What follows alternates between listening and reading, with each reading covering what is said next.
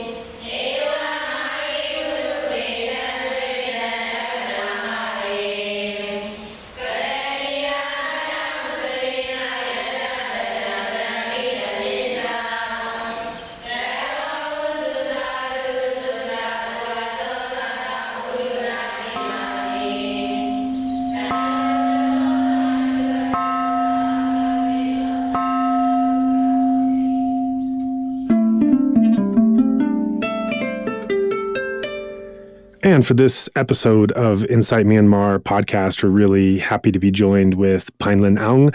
That was Flower Bed that you heard in the introduction leading into our actual interview. Paing Aung, of course, is the musician behind Flower Bed, and we're going to be talking a bit about his background and other music. So thanks so much for joining us here. Yeah, thank you for inviting me to the podcast. Yeah, so before we get more into your life, why don't you just mention something about the track we just heard leading into the interview, Flower Bed, a bit about the background or meaning or anything else you'd like to share about that? Well, I chose it because it's the first song I have ever written. And I love the song. Right. What do you love about it? Well, it's that, it's just the first song and everything. And we always use it when we go up on stage. And we will always play it first. Right, I see. So good that we played it first here as well. And let's get into some of the background before you became an artist, leading up to making that song and several others. Tell us a bit about where you came from and growing up. Well, I was born in Yangon, Myanmar, and I've been here for my entire life. And growing up, I just grew up here. So yeah, there's not a lot to talk about there. Right. So knowing a bit about recent Burmese history, I think the era that one grows up would, of course, affect quite a bit their freedoms, their education, their access, everything else. So what was the political and even creative environment like as you were growing up at that time? Well, there was not a lot of creative or anything when I was growing up. We just listened to propaganda songs and did like copied songs. Like it's like covers, but it's done in Burmese. And so, yeah, growing up, we don't have a lot of things. I remember not having, a lot of things. So, and what do you remember being young and being exposed to that propaganda and how you reacted to it? Like, did you buy into it at first, or did you resist it from the start, or did you have a moment of awakening with it?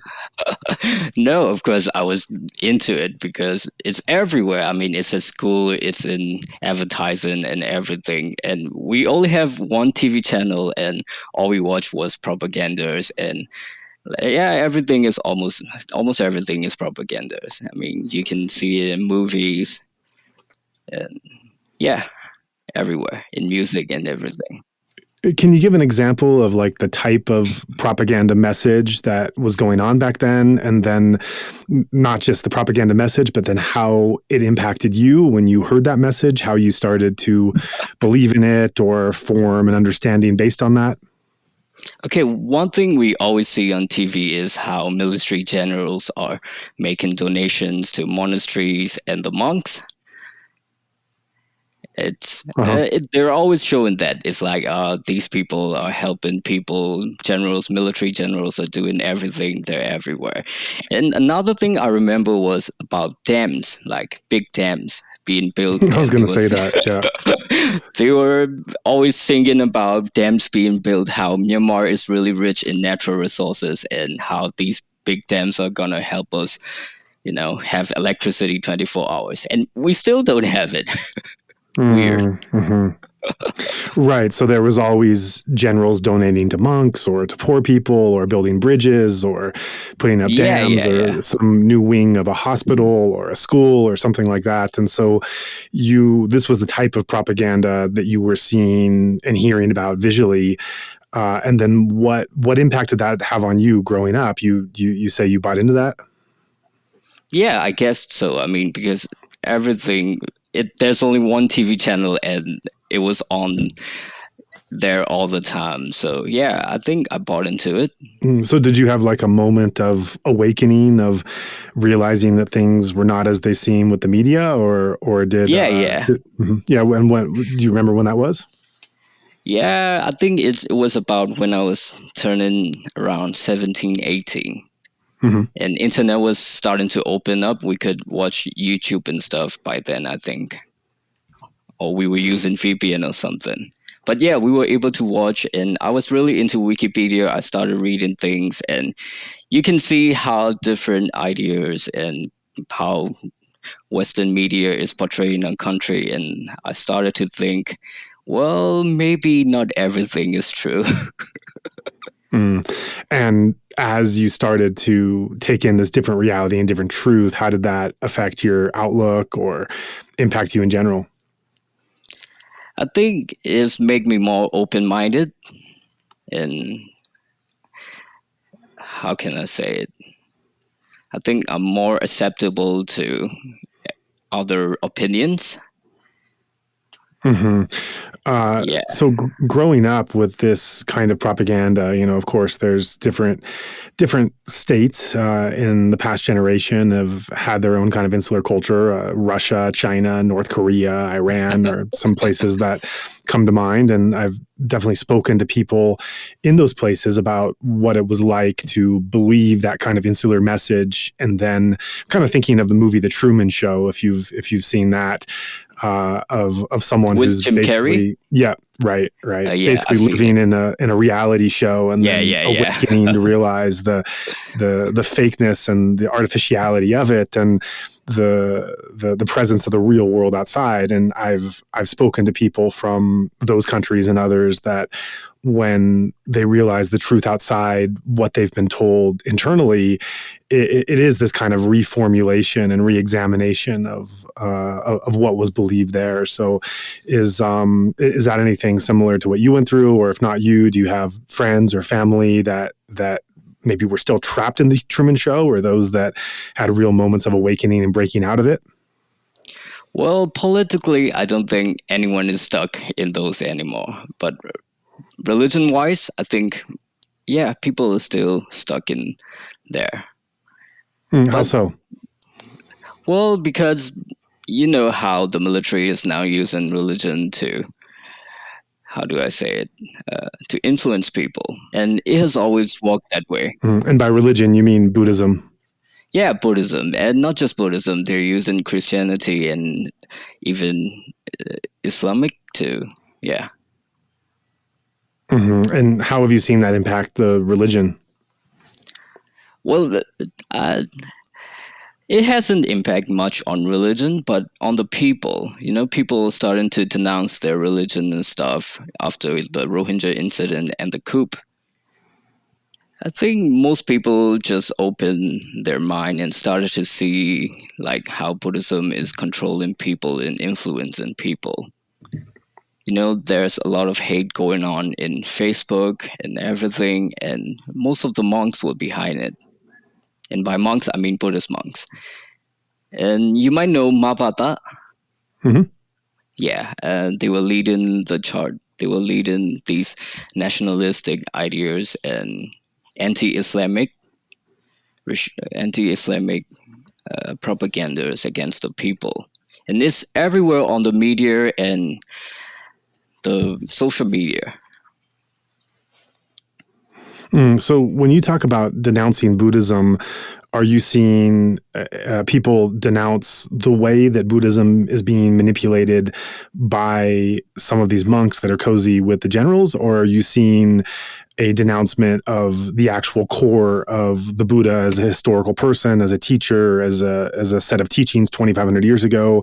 What part exactly of Buddhism is being denounced? I think it's more about the monks being cozy with the military generals and like being part of the genocide. Right. Yeah. One thing I'm wondering is, as I'm watching these fault lines kind of develop with the way this has been playing out since the coup, especially, is seeing where some of the younger generation might be denouncing and leaving behind Buddhism altogether, and where they might be trying to navigate a way to follow some aspect of the Buddhist teachings while denouncing the way that the faith has been manipulated in society. So I'm wondering of those two options or roads, like what it is you've been seeing in the last couple of years. Well, I'm not really sure, but many of the youths are. Yeah, I think they're leaving the religion because of the monks. I think Buddha is still cool. Not like his teachings are still okay, but even then, it's an old religion, and I don't think we can relate it anymore in this modern age. So what has been your own relationship with Buddhism, or with the Buddhist teachings, or the Buddha as a spiritual guide, however you want to put the question? What's been your personal relationship? I think I used to be a bit religious, just a little bit. But I grew out of it in my teenage years, like 17, 18. I'm not sure why, but I think it's because of the monks mostly. I think, Buddhism actually is pretty okay for me. I mean, it's pretty peaceful. But the Buddhist monks, I think I really don't like them. So I think these Buddhist monks are, trying to, they want to keep everyone like, okay, I'm not sure how to say this. Okay, my outtake on the religion is the Buddhist monks are trying to keep this country conservative. And the religion itself, it's conservative too. Like Buddhism is conservative too. I mean, there are some laws, and I think, I think that's the general outtake of my opinion in Buddhism. And what do you mean by conservative? By conservative, I mean they're trying to protect the Burmese culture. By Burmese culture, I mean social norms and everything. And when you say monks are doing this, do you see this as something that senior monks in position of power are behaving in this way, in somewhat of a self-serving or manipulative way, and that there might be other monks that are living and following a different kind of life? Or do you see this as kind of emblematic, the Sangha as a whole?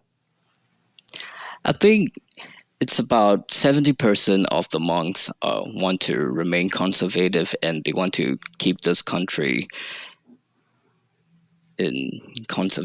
keep this country, how do I say it?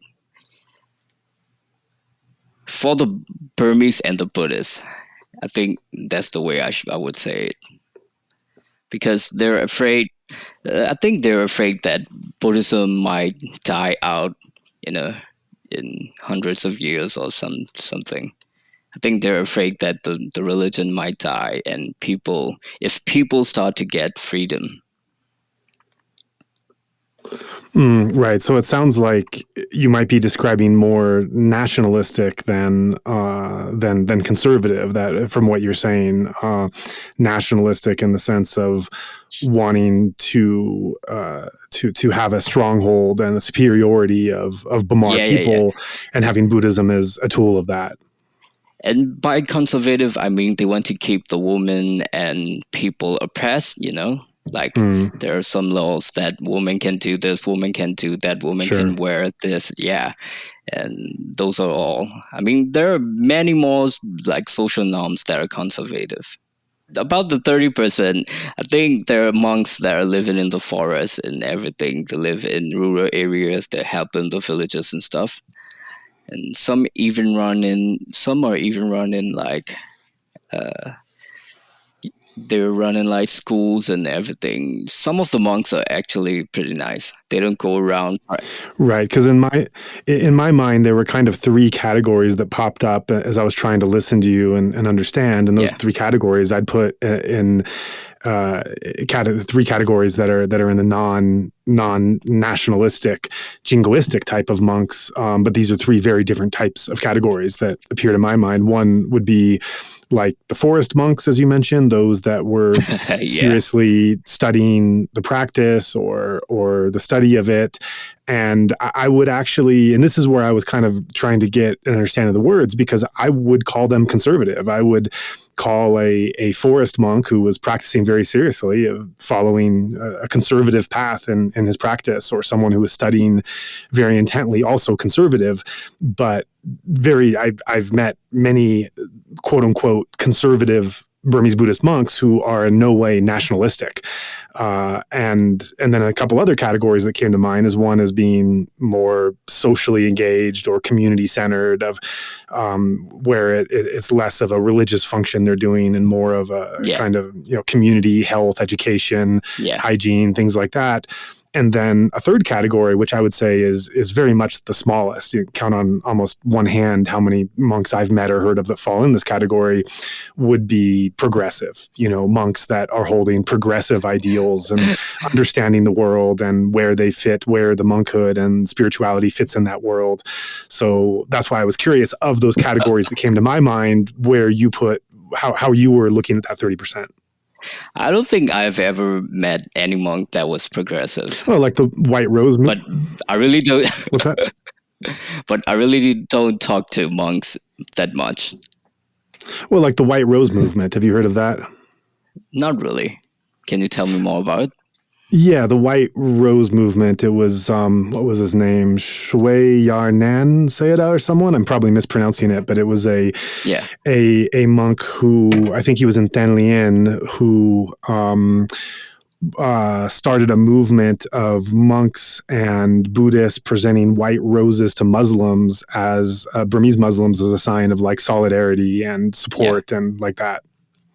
Yeah, that's pretty cool. I think there are also monks that are pretty progressive. In Mandalay, I was just watching a documentary about, how Muslim community are being oppressed by Mabada in Mandalay. Yeah, in Mandalay, I think.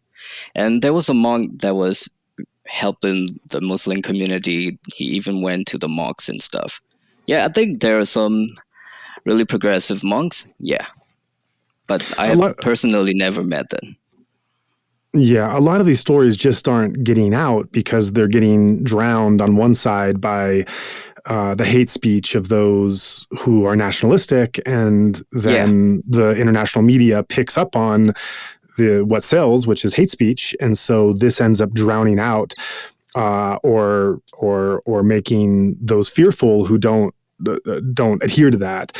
But I think there's definitely there's a number of monks that I've met and I've heard about that to some degree or another have these ideals and in some sense have this kind of basic feeling, but just don't have really don't have an outlet for it to be nurtured or discussed or promoted, and somewhat living in fear with how they felt. So yeah, maybe. I think there are some monks that are actually great, but most of them are actually nationalistic and hateful against other religions. So yeah, I think they're drowning out. Right. So getting back to your story, you obviously mentioned at the beginning for our audience that was your song that was being played. You're a Yeah. musician. So tell us a bit how you got interested in music and what bands you were involved in. Well, I was introduced to piano when I was about 7 because my father plays it and I love playing it. But then after a few years, piano was starting to get really tense for me because you have to practice and everything. So I changed to guitar, and I love it. I got my first guitar after when I finished my high school in 17, I think. And yeah, since then I decided maybe I might become a musician. And then I was listening to mostly metal music back then. But then as I grew older, I'm 27 now, and my taste changed, and now I'm more into post-punk, indie music, or indie rock music. And yeah, I would listen to anything. I would sometimes listen to Frank Sinatra. Yeah, almost anything. What other kinds of singers or bands have been an influence on your creative direction?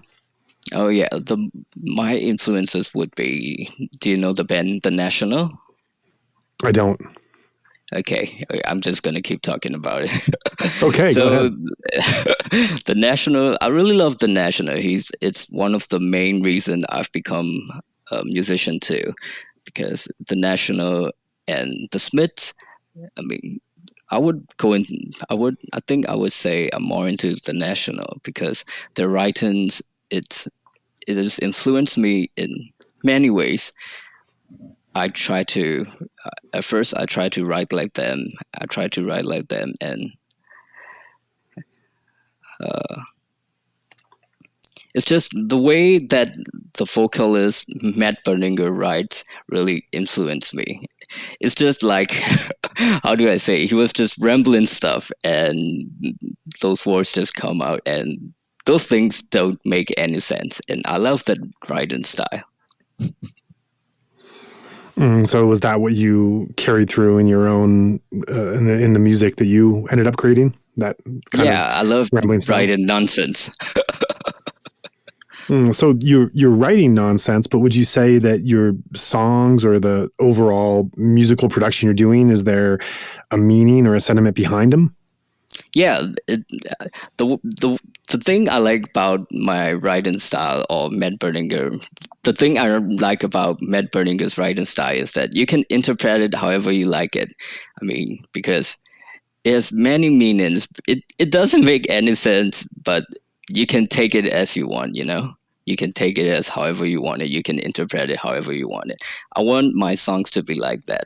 I might be saying about another thing, but other people might see it as another thing. So yeah, I want my songs to be like that. And how much do you feel like your music has been part of just a creative process that cuts across nationality or time or context and is just more of a universal human message? And how much of it would you say is specifically in response to growing up in a dictatorship and your frustration about the politics and lack of freedom and the influences of religion? Where has your artistic messaging tended to lie? Well, my writing style is kind of pessimist, like very gloomy, and yeah, kind of gloomy and melancholic, I would say. I think it's because the country, I don't have any direct relation to politics or religion or anything, but you can see in my songs that my frustrations and the negativity that I'm feeling. So yeah, I think those are related to how the country is. Yeah, those are related to the state I'm being in is related to the country and the situations happening in the country. Right. Have there been songs or lyrics that have been directly referencing specific things happening in Myanmar? Not really. Just like I said, I like my writing style is a bit of a rambling, and it sort of make no sense if you look at it. But yeah, it's kind of like that. And I try to avoid like direct relations to things because I want people to interpret things instead of me telling them what to think, and I want them to think what I'm saying. And I like hearing then, oh, I think this is about that. I think this is about that. I like hearing that. Right. Well, so much of meaning is subjectively interpreted anyway. So art is a great medium to be able to create something universal, but that touches people in their own unique way according to their sensibilities and how they view the world. So in your career as a musician, what you got into guitar, as you mentioned, learned to play and had these influences. What was the first band that you joined? Well, right after high school, I joined a friend's band. I can't really play guitar that well back then. I can't even read tabs or anything, but I just tried and I just play. And I got some friends and I started some bands, like 2 or 3 of them. But then, we're just working things out and things went really well. And yeah, only in 2018, I decided to get serious and really look for band members, and I started doing it. And then in 2018, that was Side Effect that you joined? No, in 2018, I started my own band, The Reasonablest. And then I tried, also in 2018, I tried the band called The Pieces. They're also an indie rock band, I would say retro music. They're really popular in Myanmar. And then also in 2018, I joined Side Effect. Okay, so I was right with the year.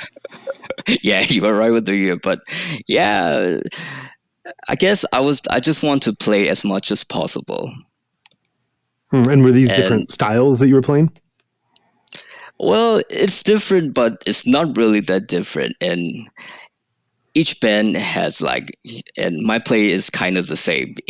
And they added their own components into it. So it's different, but it's not that different. So in 2018, you were simultaneously playing in these 3 bands. Were you touring around Myanmar at the time? And how was that going? Well, we can really tour around Myanmar because most of our music is not very well known in rural areas. So we're centered in Yangon. So yeah, we just play gigs in Yangon. But I've been to Rakhine and Shan with Side Effect. Shan State with Side Effect. I think I've been to Rakhine with my band also, The Reasonablest. Yeah, I've been here and there, but we can really tour around Myanmar because people don't really know us because we're what they will call underground bands, but I don't think we're underground bands. And then because Side Effect is really well known in international stage, and yeah, I wouldn't call them underground. Right. So then in 2019, you did Rock the Vote. Tell us about that. Oh yeah, it was really a fun thing because only me and Taco were engaged in it, and it was really cool. And I was a bit of, I want people to vote. And my first time voting was at 18. I was 18. It was 2012, the first voting. I'm not sure. Yeah, I did my first voting, and it was really weird experience because I don't know anything, and I want people to know what to see, and mostly the youth to know what to expect, what to do, and how to vote and stuff. Yeah, if we just talk about that. Mm-hmm. Well, as the Rohingya crisis was breaking out in Myanmar, how closely were you following or aware of what was happening, and how was that impacting you? Well, I was aware of what's happening, and as you might know, I'm half Rakhine, so it's pretty confusing what to On social media, everyone is talking about these things. The lobbyists are lobbying about how Rohingya people are not from a country, they come from Bangladesh and everything. But I know for a fact that they've been here for a long time, because I think my grandfather have told me that they came from Bangladesh and walk here as farmers since his fathers. So yeah, I know they've been here a long time. So, but I'm not sure what's happening in the social media. There's just hate everywhere. Everybody was saying everything. They're just spewing their ideas on what these Rohingya people are. Why do you think that came about with the kind of force that it did?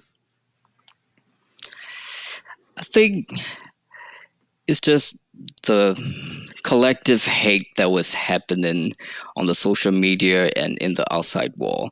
These Rakhine people and Rohingya people are really close, and they're living just like villages away and stuff. And there were news about, like, I don't know, people getting killed and stuff. And I think they were saying that a Rakhine girl got raped, or the Rohingya sorry, the Rohingya girl got raped by Rakhine, and there was just fake news everywhere, and that's what started it, I think. And then the military came in, of course, and it was worse. And people are all. It was just a bunch of fake news and everything, and we don't really know what's happening in there. We can see some videos, like people hitting people people killing each other with swords and stuff, but they were taken down after a while. I'm not sure why. And as you mentioned, you're half Rakhine, so I assume that your family and awareness of what was happening was probably a bit closer than the average person in Yangon at the time. Yeah, but there was also the Rakhine War happening with the military, so things are just really confusing. But yeah, I know what's happening there, and I was following it.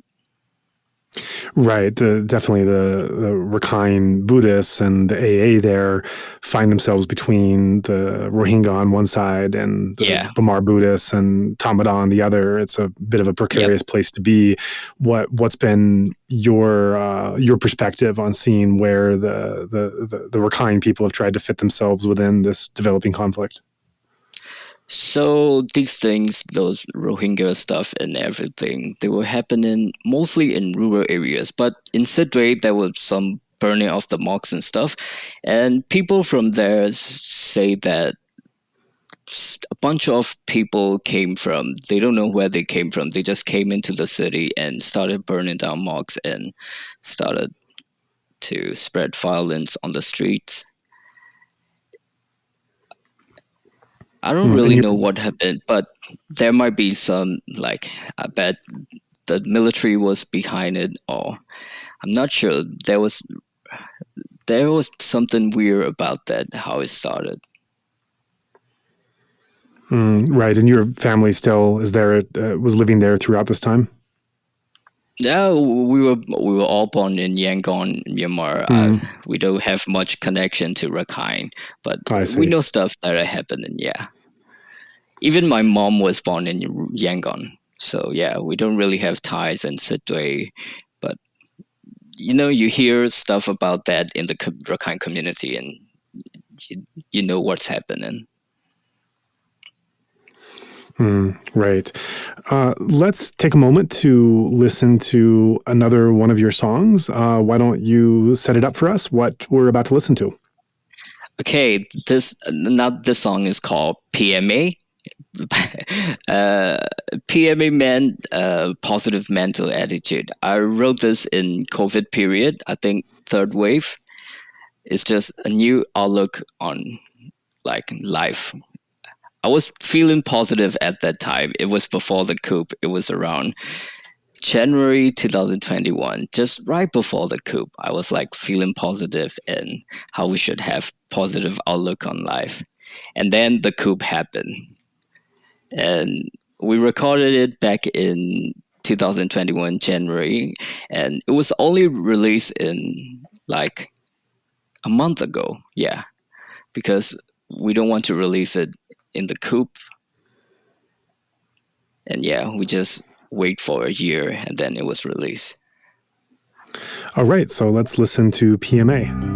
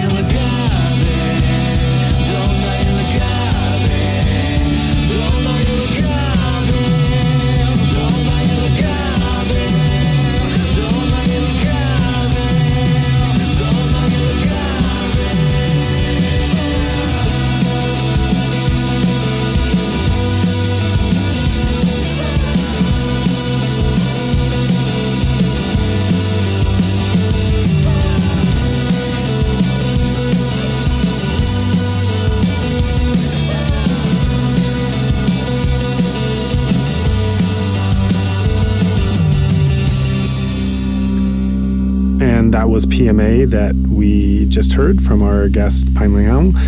And you mentioned how this positive mental attitude was a reflection on how you were feeling before the coup, just when the pandemic was really shutting everything down. So I'm wondering if you can explain where this optimistic outlook came from when the pandemic was quite a difficult thing for many to deal with, and then how this positive mental attitude was disrupted by the suddenness of the coup exploding in February. I was feeling positive because the worst is on us now, and I know it's gonna be over soon, and I'm excited for the future. I'm excited about what we're gonna do in the future, because we've been shutting down for about a year and a half by then, I think. So yeah, I wanted to do so many things. We were excited about our new songs. We were excited about doing gigs, and then the coup just happened, and I was like, shit, because none of us expected it. And the military kept saying they're gonna do a coup, but we were like, maybe we'll see. But then they actually did it, and yeah, I'm not sure how to describe how I felt back then, but it was like feeling hopeless, or like just this emptiness of not knowing what's gonna happen in the future. And how did that feeling change as the attempted coup and the rising resistance movement started to come on? How did this feeling of emptiness and hopelessness start to change over the course of what's now been almost a year and a half? Well, as you might know, at the start of the coup, everybody was waiting for someone to come up because there were fake news everywhere, and you might have heard that if we wait for 7 days, the UN is gonna come in and like redo the coup and stuff. Yeah, I'm not sure what's gonna happen, but there were like a lot of fake news, so we were just waiting. We're not sure what to do, and then I think on the fourth day or fifth day, people started to come out, and these protests are happening. And yeah, we started going out too, and people were like, "Don't do violence. You're gonna go into the military's plan," or something like that. And it was just really funny now that I look back. It was desperate too. We were not sure what's happening. It's and then. Now it's a year now, and we're really getting used to the coup now, I think. We actually feel hopeless and everything, but I think we're starting to deal with it. That's really interesting, the contrast of what you just said. You said you feel hopeless, but you're starting to deal with it, and yet you also feel used to the situation. So can you unpack those three things happening simultaneously as we're now a year into the coup having been initiated? Okay, at the first, we weren't able to deal with the coup was happening. We all thought it's gonna change like in a short time. Like, oh, in a week it's gonna be over. In a month it's gonna be over. In 6 months it's gonna be over.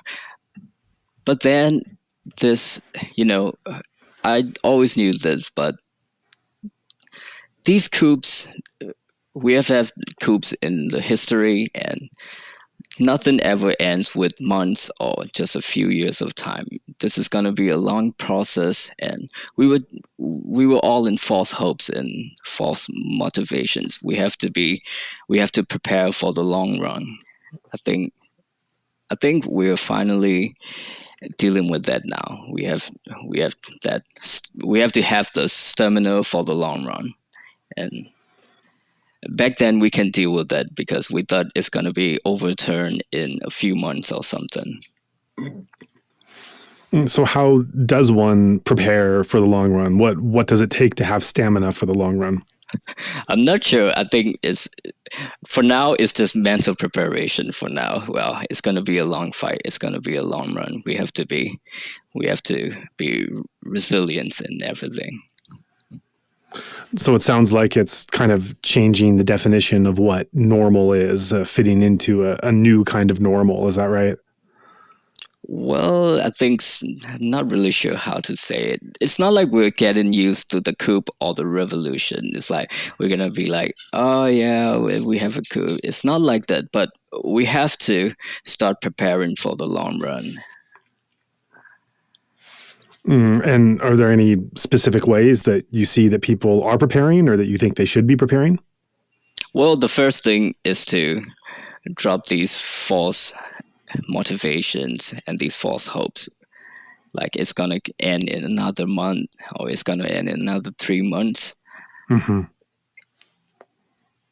I Right. And do you mean, see that happening? Are people letting go of these false hopes? well, maybe some people. I've always been a pessimist, so it was easy for me to do that. And I was like, yeah, it's going to be up to 5 years. I started looking up the stats and stuff, and the road to democracy is going to be a long one because given our history of the country, we have been dealing with these dictators all our lives. And yeah, it's going to take a few years. Are you confident that we're going to get there in the end? Well, that's a hard thing to say. Again, I'm a pessimist, so I guess it depends on the people and the government, obviously. So yeah, but I think the people. But I think the people will win if they are resilient, if they don't give into the coup, and yeah, if we can keep holding on, we might have a chance. Seeing the way that the resistance movement has grown and the forms that it's taken over the course of the last year, what are your thoughts on that? Well, I'm not one for violence because I don't know, but I think you can get how this revolution is going on with the violence and everything. I think I can understand that, but it's just too much violence lately, I guess. It's everything has become black or white. There are no gray areas anymore. If you're not on this side, you're on the other side. It has become like that. Right. And so are you more of an advocate of looking at a nonviolent style of resistance? Not really, because I think it's a necessity in a revolution. Like armed revolution is a necessity, especially at this time. But we have to look for other ways too. We can just rely on armed revolution. Like which other ways? I'm not really sure yet, but I think we have to start looking at other ways. Like diplomacy is a good thing, but I don't think we will want to negotiate because that has that moment has long passed.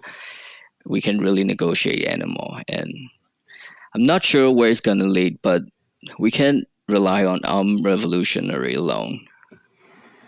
And as far as it's safe to share, how have you been involved in trying to support the democratic movement? Well, I've been supporting from the background. I've I've been in protest for yeah, I was in protest at the start, and then the violent crackdowns happened, and yeah, I think I was scared, and yeah, I think I stopped going to protest, and it was really hard for me to go to protest because my father was in bad health, and we have to deal with that too. So after you couldn't go on the streets anymore, given the violence that was happening, and many people had to stop coming out to those big protests that were happening, the nonviolent protests, just weeks after the coup was initiated. I know many people went in many different directions at that point, trying to figure out what they can do and what role they can play. When you were no longer to go out on the street, what reformulations happened in your mind? How did you start to readjust and look at where you might fit in, and what did you find? I think I became more like a supporter in this event. I think many of us have become supporters in every way possible. Like supporter in what way? And like money wise, or like, I guess, in the background, because it's getting really dangerous out there. I mean, in our area, it's really hard to go out when the coup, like the violent crackdowns were really hard on our area, since we live in Hlaing Thayar. Oh, I see. Yeah, it was. We can't. There were like military everywhere. Even now, they have the military in our compound and stuff. And yeah, it's really hard to make a move there, and you just have to stay in the back and help out when you can. Hlaing Thayar, of course, received one of the most brutal crackdowns in the course of the last year. Were you anywhere in proximity to some of those terrible days that happened last year? Yeah, I was there at first. I was just trying to like help people who were injured because I have a car, but then my car is useless because people were closing the roads and burning tires on the roads, and so I was stuck at a house. And then those military people came, and we were looking from the roof, and people were shooting with slingshots and swords. They were going after the military cars with swords and everything, and yeah, many of them were getting shot, and it was a brutal sight. So you actually witnessed this? Yeah. Yeah. But I was not on the street. I was up high on a rooftop. I was lying down and watching because I'm not sure. So you were in some kind of safety? Yeah, I would say safety, but there's a water tank up there and it got shot. I see. So that must have been really traumatic to witness that. Yeah, I think that was the time I decided I don't think I'm going to go out anymore because it was just really terrifying. I imagine. Yeah. And there were just gunshots everywhere, and there were some grenades and everything. Yeah. And the worst thing was seeing people getting shot, I guess. It's not just the sounds and the gunshots. And how did that impact you? How did you carry away and move on from bearing witness to loss of life happening right in front of you? Well, I'm not sure. I think I'm still dealing with this stuff, and yeah, I think it scarred me for life. I'm scared, and yeah, I think I'm not really sure what I can say about that. Or I imagine there's memories and feelings of that experience a year ago that still come back to you at different times after.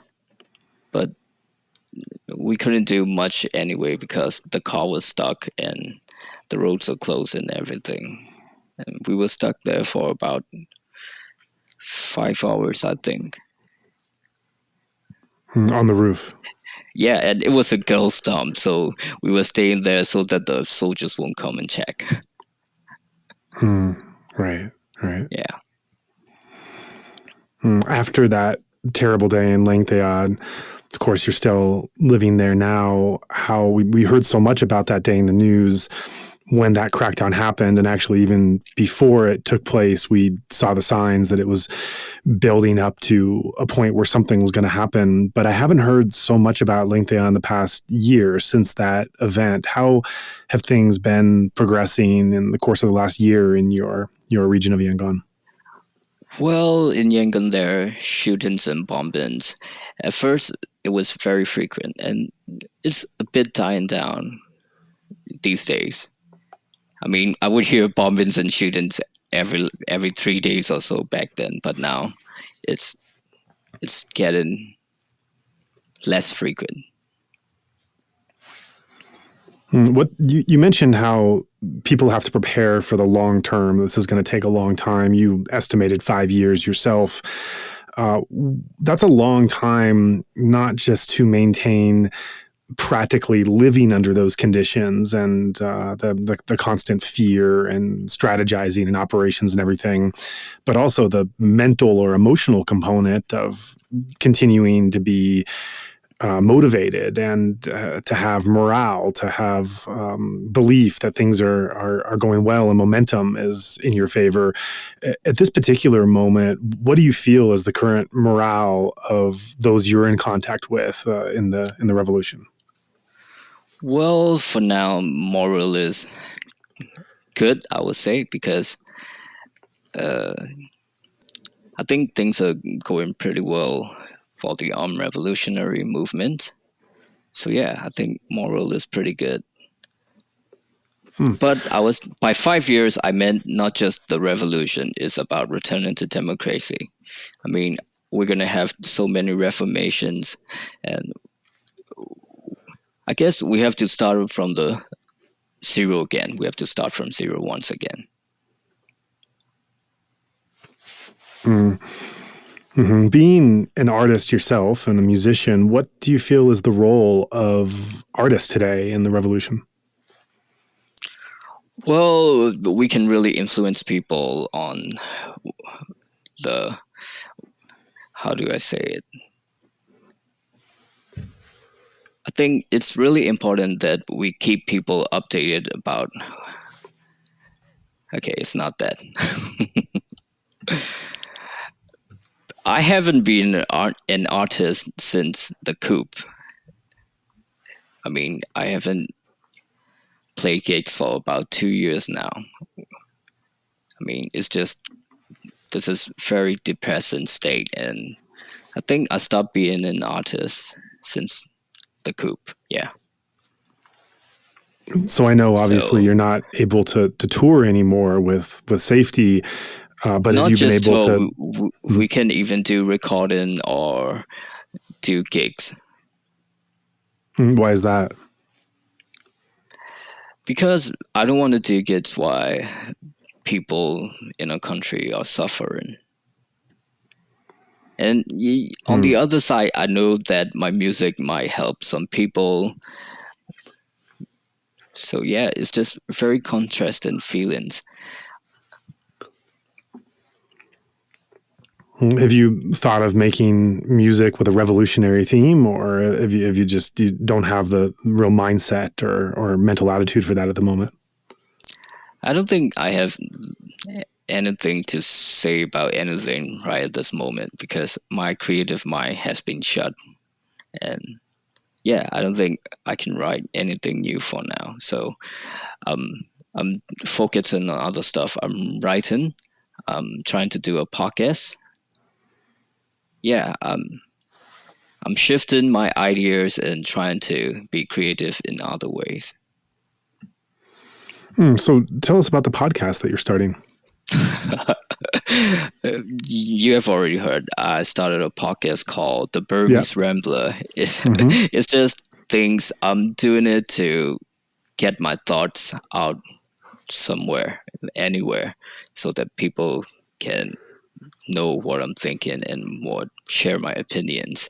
Because I'm not really on social media. I think it's just too toxic. I'm not sure. I'm not a big fan of social media. I just use it for my band, and I need an outlet for my frustrations and my thoughts. So I started a podcast, and I love talking, but I don't really love writing stuff on social media because everybody is doing it, and I think people would come and argue, and there's just so much hate around it. So how has the experience been of launching a new podcast? Well, it's been fun because I don't think anyone was gonna listen, but yeah, there are some people, and I'm glad. What kind of what kind of feedback are you hearing from it? The feedback is, yeah, I'm saying the stuff that most of them are not saying. And when you look at Burmese podcasts, most of them are like sermons of Buddhist monks or something like that. Most of them are like related to Tamar and Buddhism, and I'm running against that. And of course, it's in English as well. Yeah, because if I do it in Burmese, people are gonna be like attack me and stuff. You're ruining the image of Buddhists. Yeah. So yeah, I'm doing it, and so I'm also doing it to let people outside the country. I'm I'm doing it to let them know what's happening in the country. Yeah, I think that's it. So this is something interesting to explore because podcast medium is a new type of way to express oneself. It's depending on the type of podcast one does. It can be more of a media and information and newsy style, or it could be more of a creative and artsy and innovative thing, or it could be a mix of the two. But it's this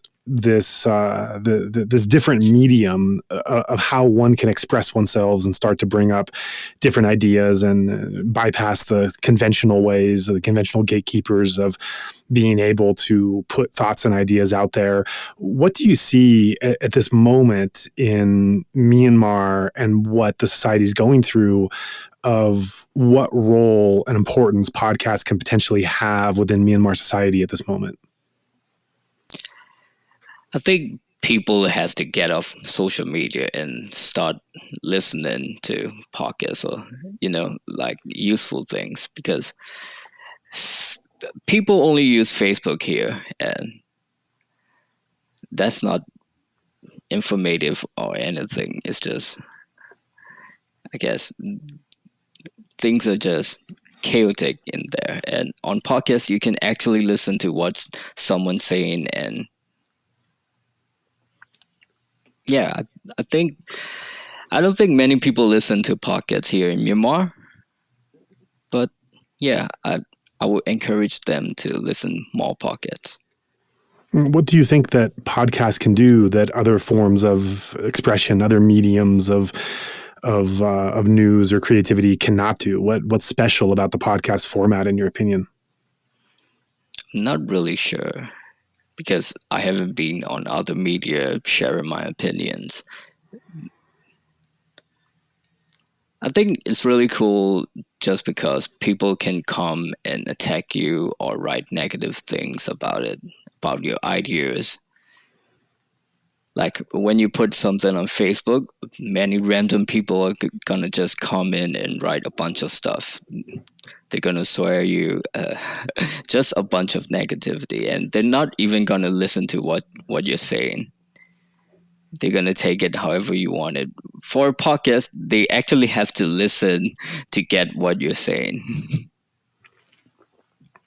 That's an interesting observation.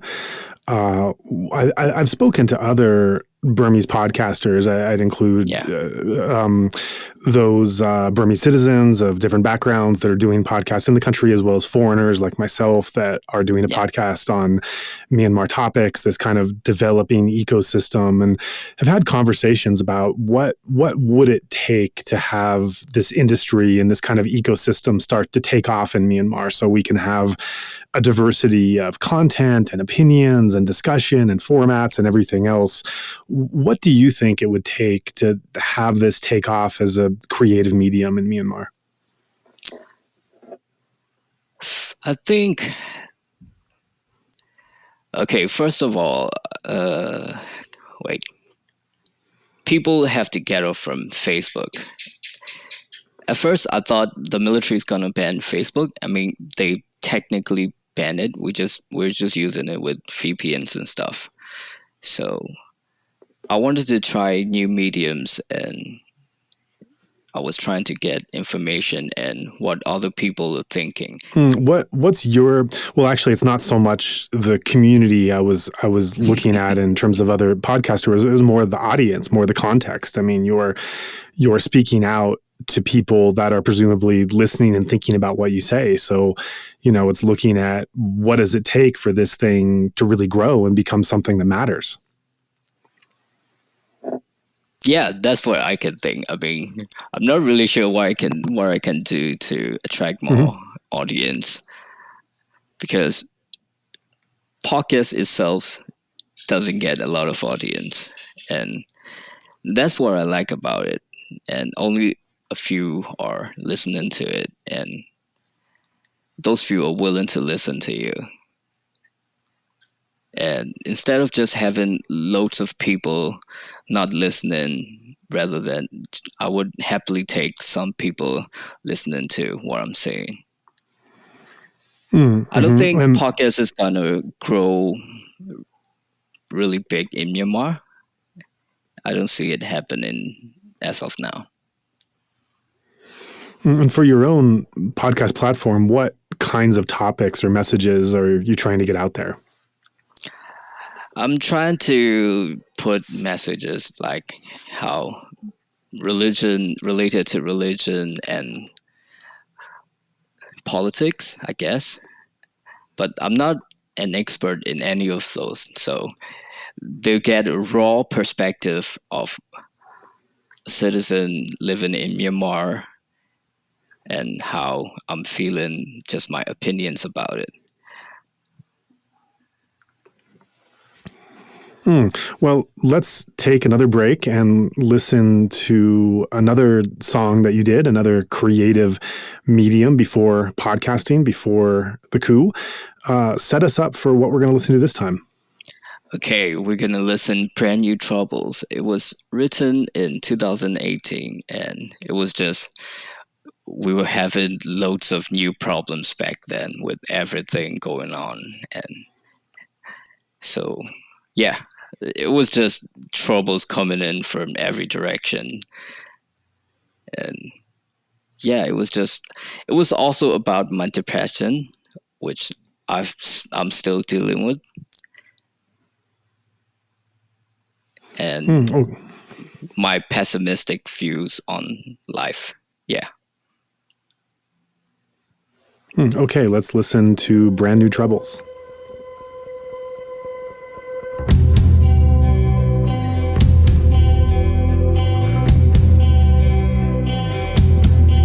I got brand new troubles, but you're not one of them. Love me double for my reasons. Brand new troubles, you got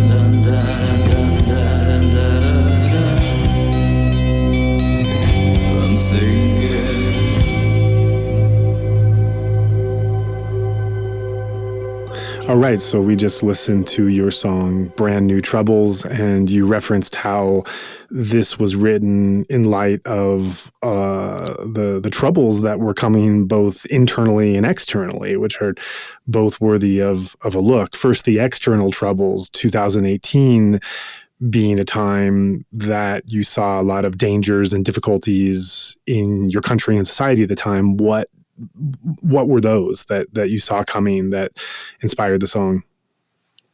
I think it was just general hate, and I think it was the time the ICJ hearing was happening. I'm not sure,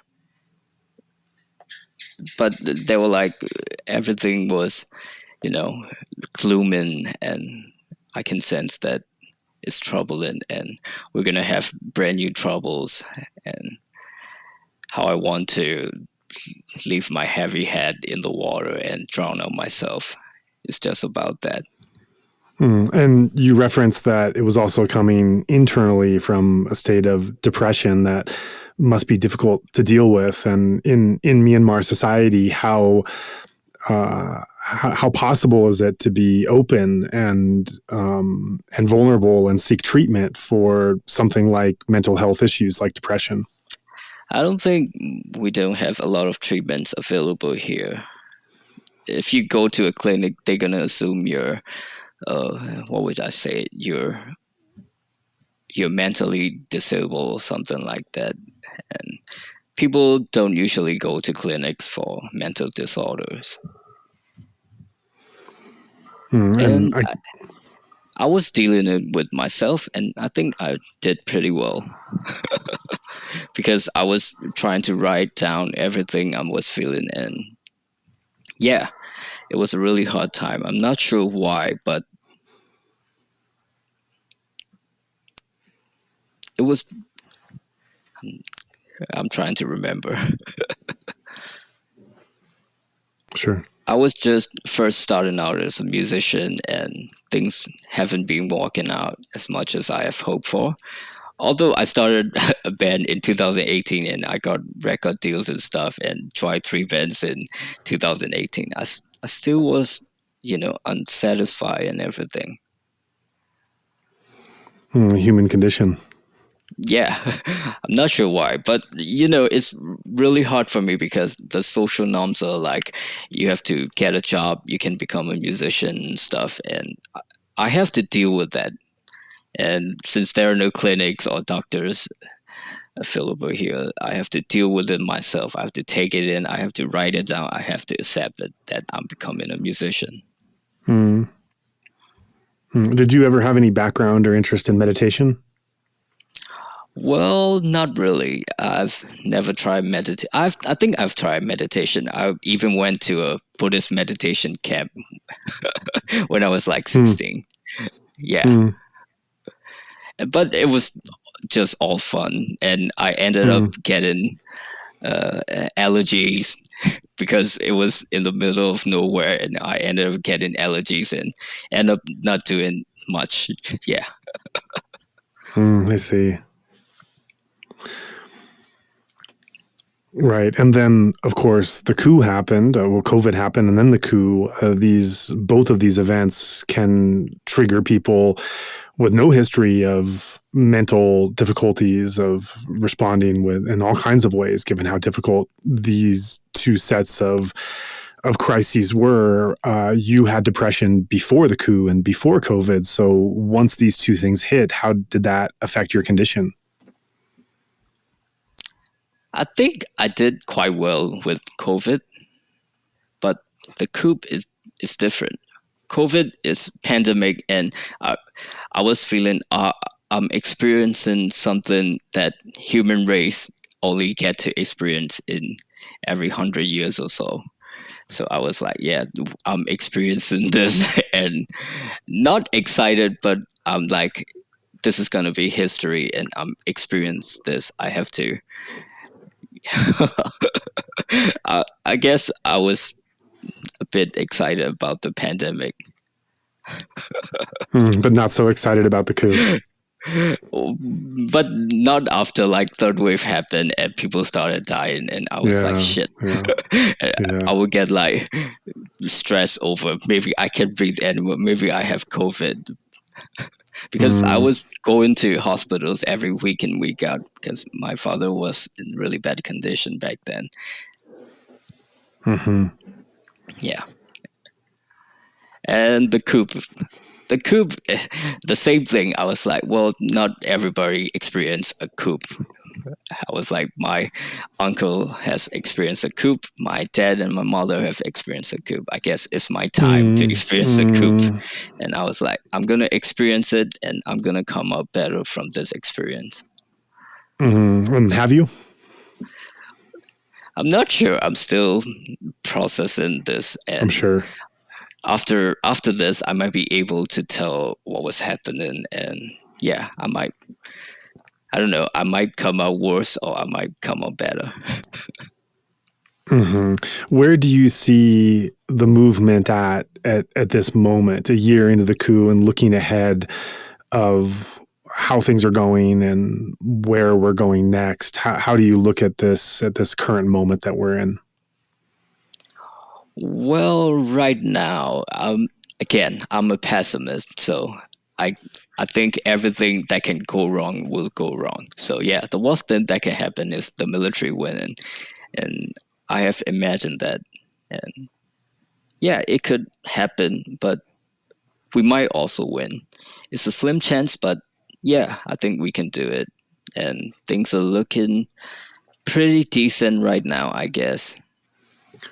Do you see a world where the military can win? I mean, just given the force of resistance against them, and it's as we've seen here and in Ukraine as well. It's being able to win a certain battle or hold a certain area is very different from being able to administer it and hold on to it for an extended period of time. And it seems to me that much of the Burmese people have made a pretty profound statement that they are not going to go back to the way things were before, that they are not going to submit. So that being said, and I don't know if you share those same opinions, but do you see a pathway where the military can not just win, but can win and rule? I think I can imagine it because it has happened over the years. Like my mom in '88, and my uncle back, he was shot dead, and yeah, in '61, I think. Mm-hmm. Yeah, everybody has experienced a coup, and they were telling how back then there were movements like this too, and yeah, unfortunately, we didn't win. And Ukraine and Myanmar is kind of different, I guess. Ukraine is getting a lot of attention from the Western countries, and they get support of weapons and everything. I'm quite jealous of that. So yeah, I hear that.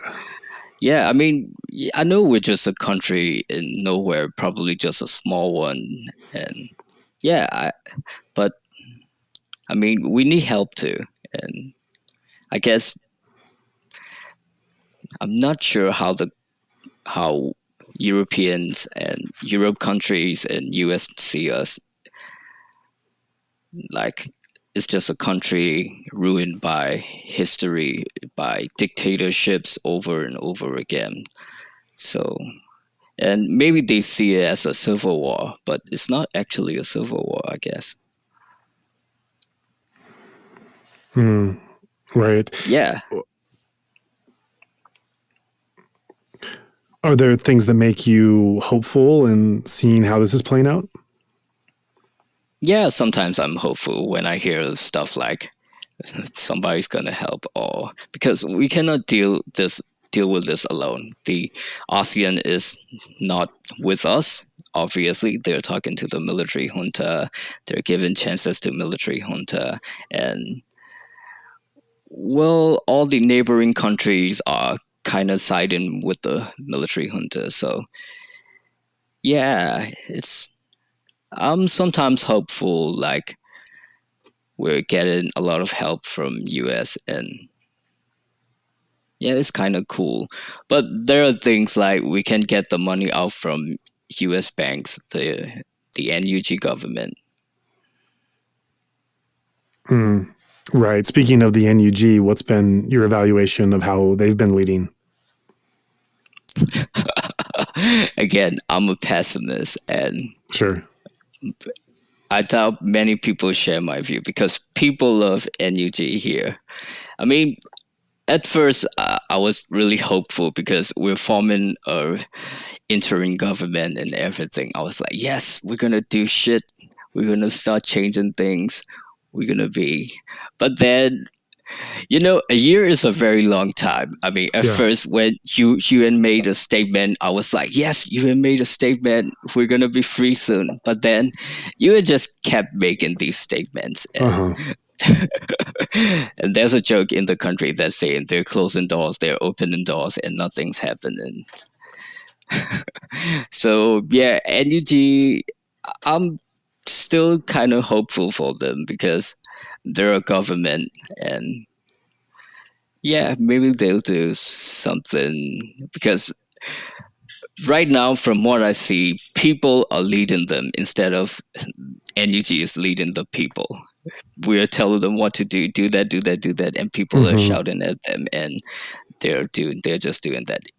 Even at the start, we were like people were like form a government, and yeah, I think they have to lead instead of just following people. Lead like how? Like what would be an example of leading that they're not doing now? I'm not sure. That's why I'm asking them to lead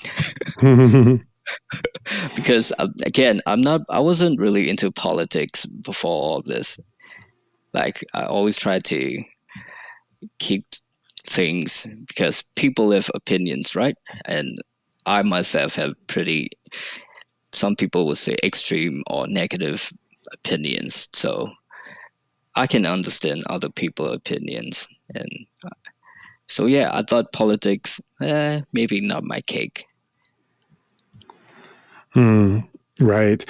Looking ahead to what it will take for the democratic revolution to win, do you have any final thoughts on what needs to happen from anyone, from any side that's not happening now that you think could bring a faster victory?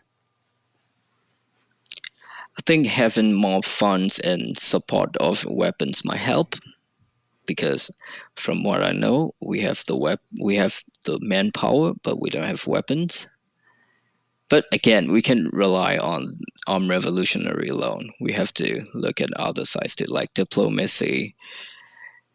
We have to start getting ASEAN on our side instead of just a military junta. And there are like powerful countries surrounding us, like India and China. China is actually very important. So yeah, I think we have to start making, instead of just making statements, maybe UN can help too. Right. How about on a more local level, just in your neighborhood of Hlaing Thayar, how are you seeing the community on a day-to-day basis? How are things going there? Okay, I'm actually disappointed what's happening in Yangon because things are getting really stable around here. I mean, if you go out at night, the curfew just reduced to 12 a.m. from 4 a.m., 12 p.m. to 4 a.m. Back then it was 10 p.m. And now people are having more fun. They're going to bars.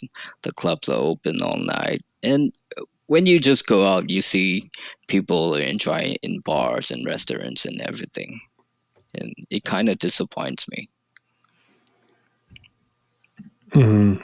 So you think that's a sign that people are losing their revolutionary spirit and are just settling into a military rule?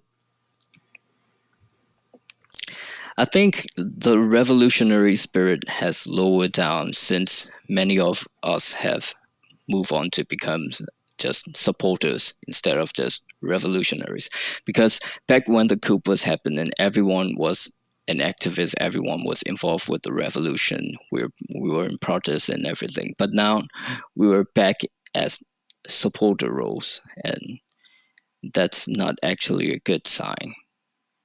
And now people getting used to the military rule, and I mean, people haven't been able to have fun for about 2.5 years, I guess. So Right. they're starting to get, like a bit let loose. Oh, a little bit of fun isn't gonna harm anyone. I need to let loose or something like that. So yeah, the bars are packed, the clubs are packed. It's a pretty disappointing sight to see. How about the PDFs? What's your thought on the rise of the People's Defense Force, the resistance and defensive units?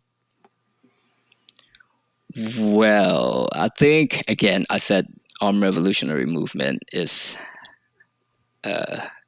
necessary for this revolution.